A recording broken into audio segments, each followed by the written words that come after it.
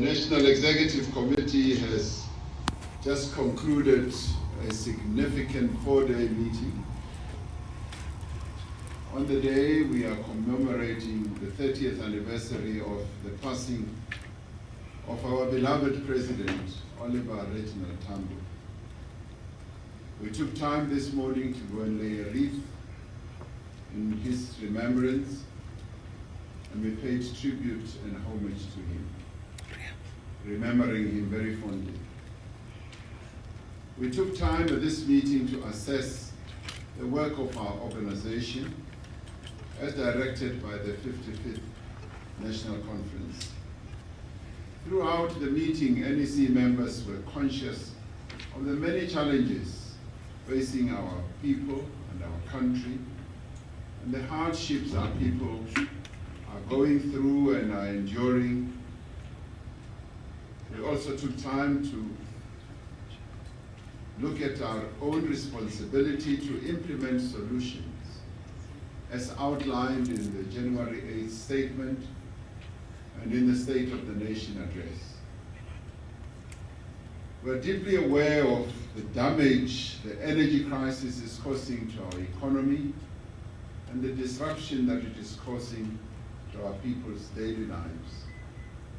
The NEC agreed that achieving energy security and bringing an end to load shedding remains the #1 priority of our movement and our country.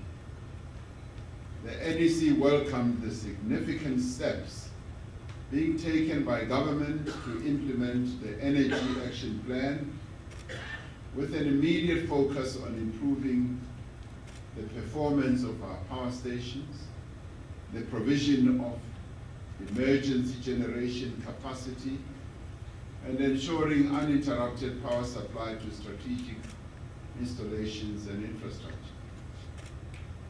The NEC noted that our country is seeing a massive surge of private investment in electricity generation.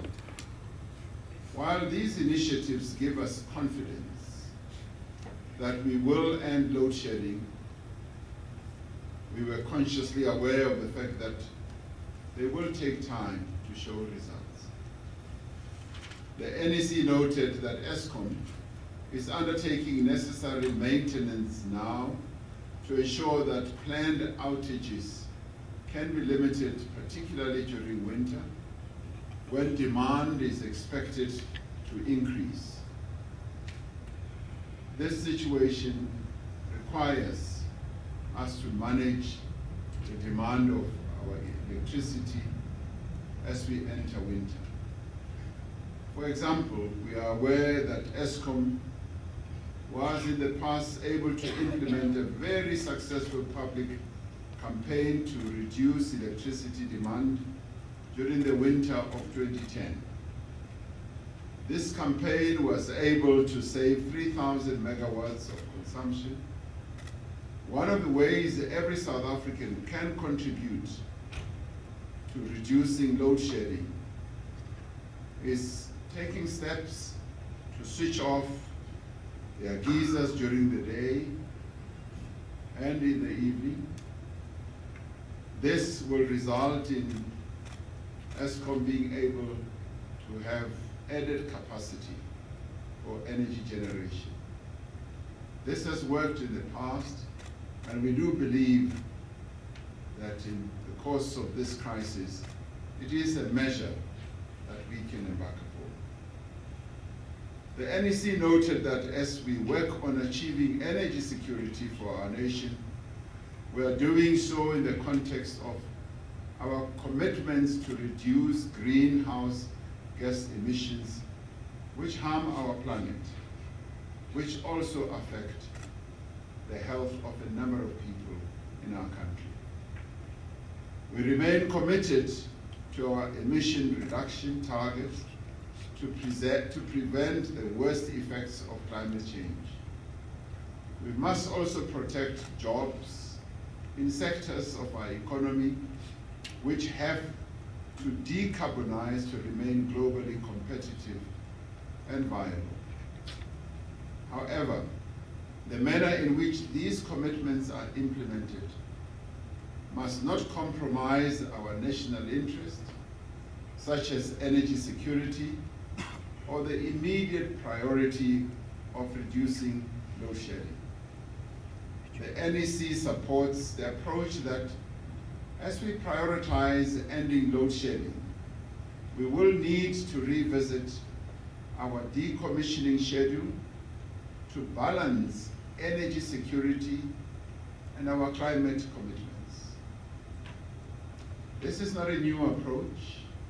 A number of other countries have had to do so when they have had to face a variety of crises in their energy generation sectors.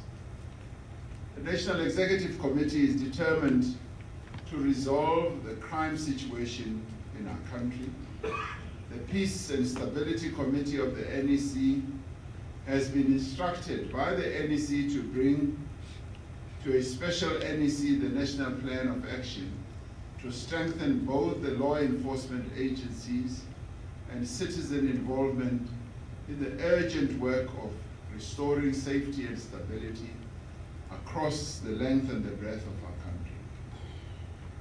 This plan must deal with the rising levels of crime, such as kidnapping, human trafficking, gender-based violence, drug trafficking, gangsterism, illegal mining, construction mafia, wanton vandalization of public infrastructure, and the security of our borders.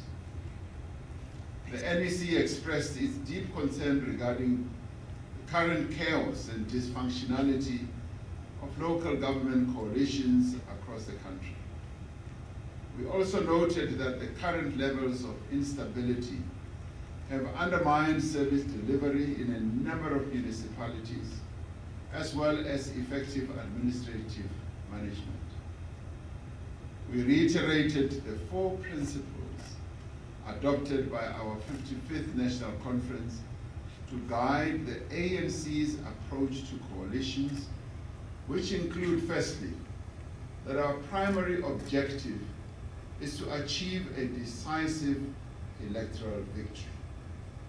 This means that the ANC in the first instance is working to achieve an overwhelming victory in the next elections.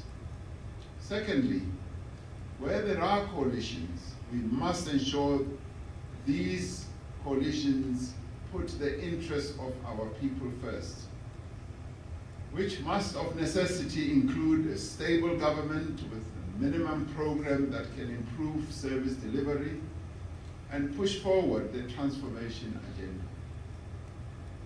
Thirdly, the ANC cannot participate in a coalition which is simply about the sharing of the spoils of office.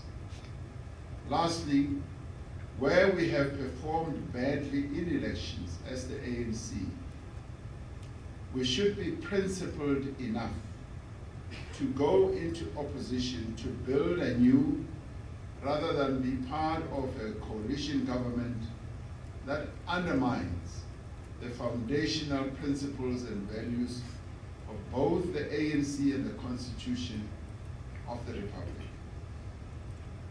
As mandated by the 55th National Conference, the NEC has now adopted a guideline framework for managing coalitions at local government level. This framework is about ensuring that local governments across the country are stable, they are functional, and they prioritize the provision of basic services to our communities. The Secretary General will coordinate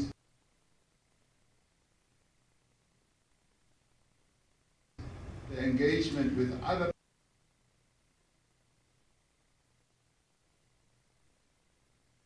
parties and civil society.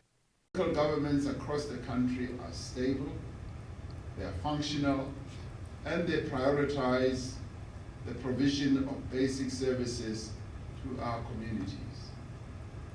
The Secretary General will coordinate the engagement with other parties and civil society on this guiding framework. We must make it clear that we are working hard to regain the trust of the majority of South Africans as the ANC, so that our country does not find itself in the unfortunate position of being governed by unstable and incoherent pacts or coalitions at local level, which would grind the development, transformation, and structural reforms that we are pursuing to come to a halt. Right now, South Africa cannot afford this disaster, and our people cannot afford it as well. We have decided that in May, we will hold our election strategy workshop so that our organization prepares itself for a decisive victory in the 2024 elections.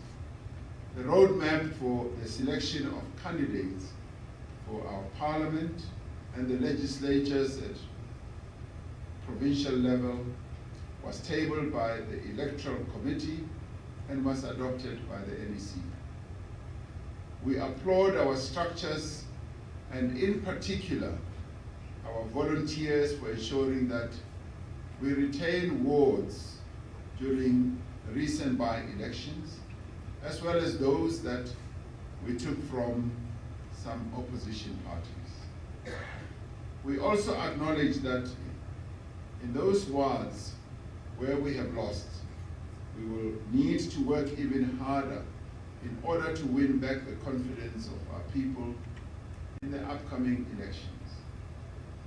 The National Executive Committee reflected on the recent special regional general councils that took place in March as part of the report back on conference resolutions. The RGCs enabled the National Executive Committee to assess the presence and the functionality of our structures right across the country. The RGCs also reaffirmed the need for renewal of our organization. Only strong and united structures of the African National Congress at every level of the organization can ensure a decisive electoral victory that we seek. We emerged from the RGCs that were held right across the country, encouraged that the ANC is rebuilding and renewing itself step by step across the country in order to reconnect with communities and lead the transformation process, and also ensure that service delivery does and will take place at the local level. The NEC and the NWC will dedicate most of this year to support this effort. The NWC itself has commenced with visits to provinces to monitor the implementation of the program of action and to ensure that service delivery challenges and organizational problems that may exist are addressed and resolved. In pursuit of anchoring development amongst our communities and fostering grassroots participatory democracy, the NEC has decided that more work needs to be done in supporting non-governmental organizations, non-profit organizations, and civil society groups involved in community initiatives and social justice campaigns. As these organizations and formations do a great deal of work to support our people right across the country. As the National Executive Committee, we continue to engage various progressive organizations and sectoral formations in order to ensure that we work together to achieve the ideals of our freedom and the national democratic revolution. We welcome the statement by the Secretary General of the Disabled Peoples of South Africa and commit to continue to work for a society where disabled people enjoy full social and economic rights. We do believe that it is important to have a strong and united alliance. The NEC was unanimous in its assessment that without the alliance that has existed for over 9 decades, 90 years, in other words, working together with a broad front of progressive sectoral organizations and movements, the transformation of South Africa and the national democratic struggle will be in grave danger if we do not strengthen the alliance. The NEC reaffirmed the importance of the independence of each component of an indispensable feature of the alliance. Importantly, the NEC views this independence as a strategic basis for the continued effective mobilization of the different social forces that make up the motive forces of the National Democratic Revolution, behind a uniting platform of radical socio-economic transformation. As the National Liberation Movement, we will therefore do everything in our power to ensure that working with the South African Communist Party and the Congress of South African Trade Unions, bilaterally and through the alliance structures, the challenges facing the alliance are addressed through a process of urgent, robust, and comradely engagements that will lead to a strengthened alliance. The officials are tasked to lead this process and to report regularly to the NWC and the NEC. We also took time to discuss international matters. The NEC had a significant discussion on the current complex global situation and what our stance as a country should be as we engage with many countries across the world and also engage with many initiatives. These issues included the importance of proactively working for global peace and security, our role in the African continent, and particularly the need to advance peace and security on our continent, as well as a strategic focus on the African Union, on continental development, and on matters that have to do with industrialization, integration, particularly through the African Continental Free Trade Area. We also reflected on the need for deeper trade and more broadened trade on our continent, as well as investments. The NEC also discussed our approach towards the BRICS summit that South Africa will be hosting later this year as a critical forum of countries of the global south, along with the non-aligned movement. The NEC reaffirmed its commitment to solidarity with the peoples of Cuba, Western Sahara, and Palestine. We noted with grave concern the eruption of conflict in the Sudan and calls for an immediate ceasefire between the Sudanese armed forces and the rapid support forces in the Sudan. Urgent steps must be taken by the African Union to encourage the Sudan peace process and to encourage the establishment of a transitional government that, most importantly, must work seriously to establish institution of democratic civilian rule in that country. Our commitment to global peace and security and immediate resolution to conflict remains unwavering. In this context, South Africa calls for the United Nations to develop and adopt a peace plan that must be agreed to by the US-led NATO and the Russian Federation. Such a peace must be aimed at ending the conflict between Ukraine and Russia and find lasting solutions that embrace the security of all parties and prevents any further escalation to a wider global war. This has been a very successful NEC. The discussions were of a high caliber at a political and intellectual level. And these discussions that we held were held in a spirit of enhancing the renewal of the African National Congress. Over the 4 days, members of the National Executive Committee took time to express their thoughts, their views on a variety of issues that we discussed. And there was a very good and positive spirit. Possibly one of the best NEC meetings that we have held in a long time.